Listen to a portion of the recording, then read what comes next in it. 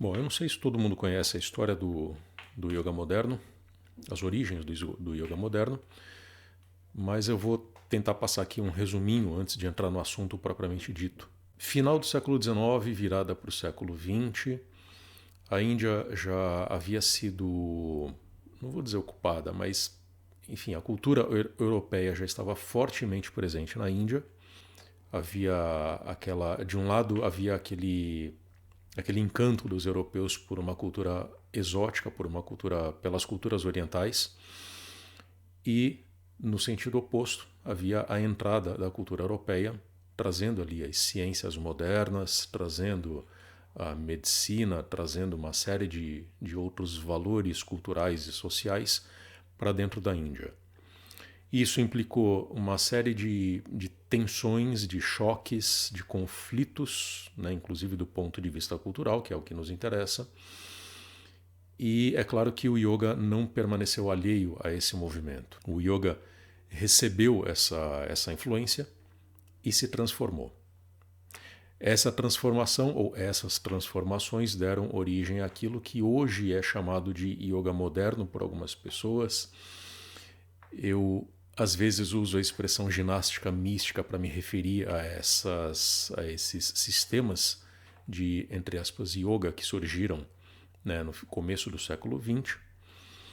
E boa parte disso que foi feito nesse começo de século tinha relação com a influência da medicina ocidental e das atividades físicas, né, dos sistemas de educação física europeus. Muitos deles relacionados aí à preparação física para forças armadas, né? Ou seja, exercícios físicos militares. Okay? No meio disso tudo havia também o Malakambh, que é uma espécie de pole dance indiano, né? Não é um pole dance, né? Porque pole dance surgiu muitas décadas depois. Mas é uma prática física indiana que é realizada num poste de madeira, né, com movimentos acrobáticos. Isso se somou à ginástica militar, se somou enfim, à tendência moderna de valorização do corpo e resultou em sistemas de, entre aspas, yoga, que privilegiavam movimentos, né, vinyasa, né, sequências posturais realizadas de forma dinâmica, com o objetivo estrito de valorizar o corpo, de aperfeiçoar o corpo, de, enfim, produzir preparo físico, colocar a pessoa em forma. Esse era o cenário de boa parte daquilo que se chamava de yoga no começo do século XX. E isso resultou na proliferação de uma série de métodos, né, de sistemas, também chamados erroneamente de yoga, ali a partir de meados do século XX, né, década de 50, década de 60, que isso realmente ganhou uma outra dimensão. Desse movimento todo resultaram sistemas que são mais conhecidos, como por exemplo o método Iyengar, o Ashtanga Vinyasa Yoga do Pattabhi Jois, né, o Vini Yoga, né, do Desikachar, filho do Krishnamacharya, e lembrando, né, que o pai de tudo isso, né, ou pelo menos de boa parte disso tudo, foi o Krishnamacharya. O que eu estou falando aqui tem relação com o que o yoga foi ao longo do século XX do ponto de vista da prática corporal, ou seja, os sistemas que privilegiavam o corpo, a performance corporal, o desenvolvimento físico, por meio de técnicas inspiradas nas técnicas do Hatha Yoga. Por que eu estou dizendo técnicas inspiradas em técnicas do Hatha Yoga? Porque nem eram, não dá para chamar de técnicas do Hatha Yoga, né? Então são fragmentos que são pinçados de dentro daquilo que pelo menos se conhecia como Hatha Yoga ali ao longo do século XIX. Isso foi sendo separado de uma certa forma e organizado em métodos que visavam o desenvolvimento físico. Esse é o contexto dos yogas modernos, né, dos sistemas de ginástica mística ao longo do século XX, né, começando ali no finalzinho do século XIX. Então, o principal nome foi o Krishnamacharya, que enfim, foi o pioneiro dessa inclusão, né, da ginástica europeia naquilo que se entendia como yoga, e disso resultaram vários métodos que são muito conhecidos hoje em dia. Por que eu estou falando isso tudo? Para tratar de um tema que, em princípio, não teria, né, ou não tem a ver com esses sistemas de ginástica. Porque, basicamente, o que está acontecendo hoje em dia com yoga e neurociência é muito parecido com o que aconteceu com yoga e educação física, ou yoga e medicina, na primeira metade do século XX. A cultura moderna, né, a cultura atual, essa cultura de final de século XX, essa cultura descobriu a neurociência. O cérebro ele sempre foi um mistério para o ser humano, para os cientistas, né? Porém, nas últimas décadas, essa ciência, né, a neurociência, deu grandes saltos, ampliou enormemente o conhecimento que se tem desse aparato que é o cérebro, que é o sistema nervoso, o modo como a mente funciona. Muitos professores de yoga acham que faz sentido agregar esse conhecimento da neurociência ao yoga. Porque, afinal de contas, o yoga ele trata de questões corporais, ele trata de questões mentais, e como a mente ela é associada ao cérebro, né, pela ciência ocidental, então parece que faz sentido você pegar o conhecimento existente a respeito do cérebro, trazer isso para as questões mentais relacionadas ao yoga e desenvolver um trabalho de yoga pautado na neurociência. Esse é o raciocínio que se utiliza hoje em dia, toda vez que o tema é yoga e neurociência. Vamos voltar lá no começo do século XX, né, como eu falei no começo, e perceber uma coisa importante. Assim como não fazia sentido, nunca fez sentido isolar técnicas inspiradas nas técnicas do Hatha Yoga, construir um sistema de ginástica e de bem-estar e de melhoria da saúde e chamar isso de yoga, hoje, começo do século XXI, também não faz sentido você pegar algumas técnicas inspiradas no Hatha Yoga, né, ou pelo menos técnicas que vêm sendo utilizadas como técnicas de yoga, e associá-las à neurociência. Lá no começo do século XX, você trazer a ginástica, né, trazer a educação física, os conhecimentos de educação física, de fisioterapia, de medicina, para dentro do yoga, era uma forma de fazer o quê? De você pegar o corpo e colocar no topo de um conjunto de valores, de um conjunto de conceitos que perfazem o yoga.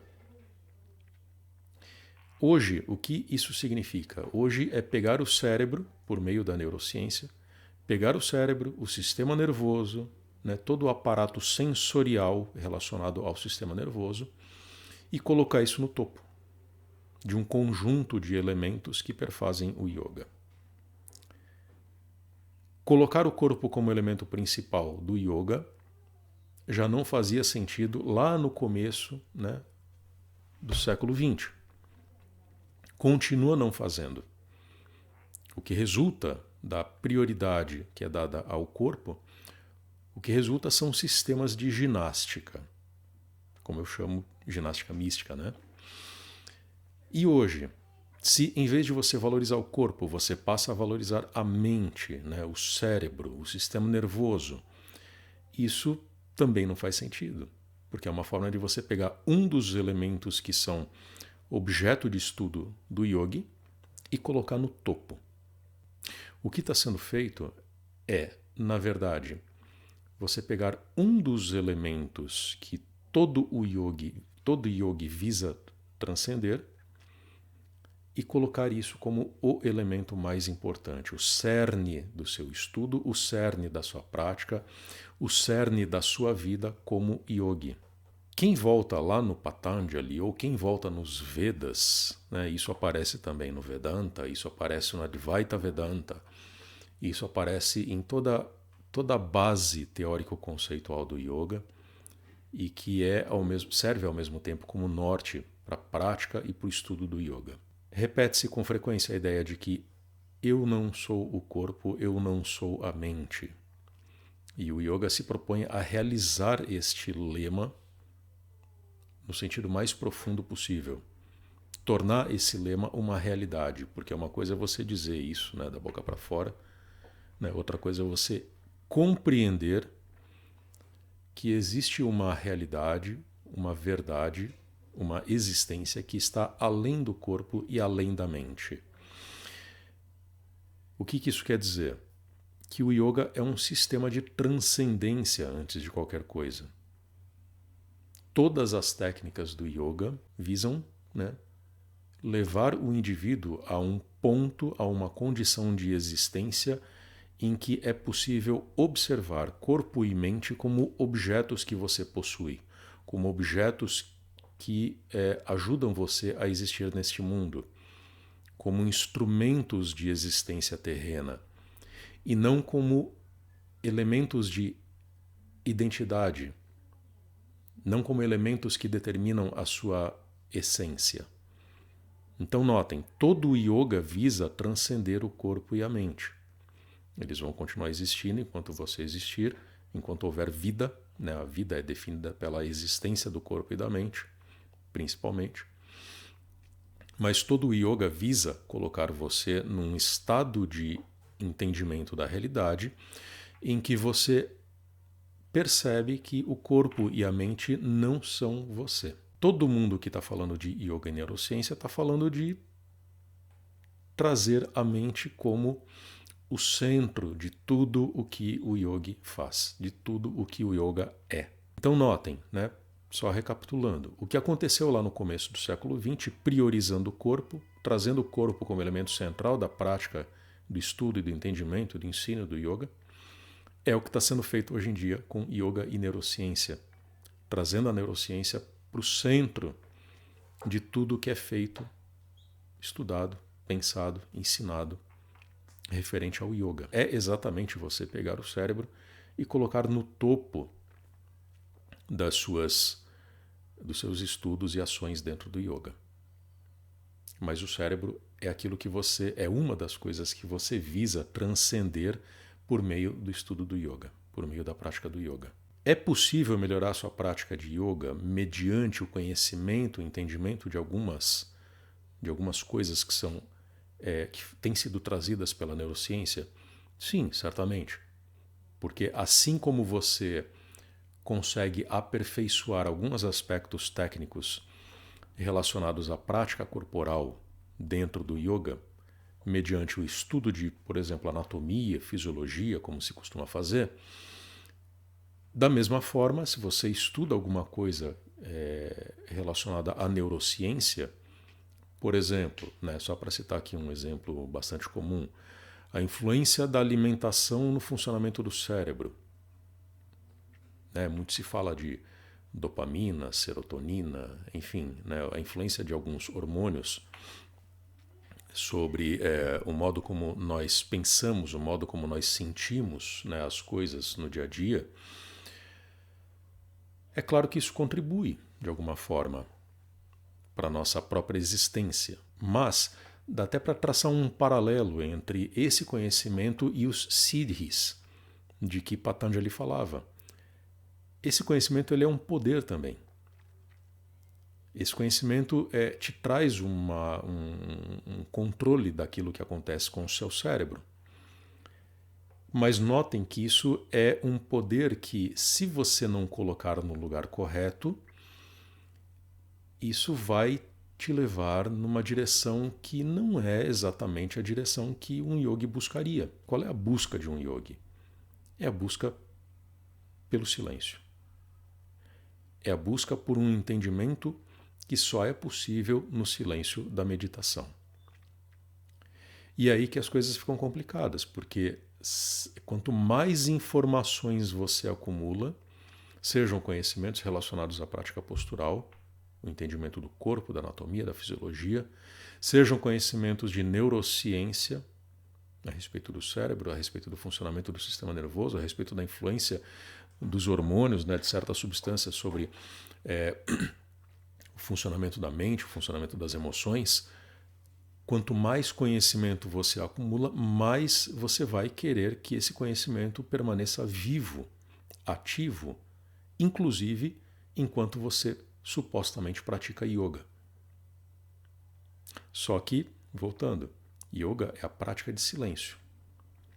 Então não se trata de acrescentar conhecimentos, se trata justamente de você colocá-los num lugar adequado toda vez que você está realizando yoga. Toda vez que você está ali firmemente, sinceramente, devotado a entregar-se ao silêncio.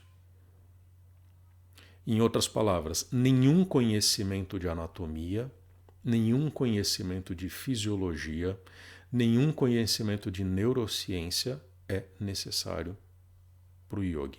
Não existe nenhum problema em si no conhecimento. Todo conhecimento é bom. Conhecer as coisas, conhecer o mundo é sempre muito bom. Mas se a busca é pelo yoga, se a sua busca é a busca de um yogi, você precisa ter noção de como conduzir esse conhecimento, de como gerenciar esse conhecimento, para que ele não se coloque no topo das suas prioridades como yogi.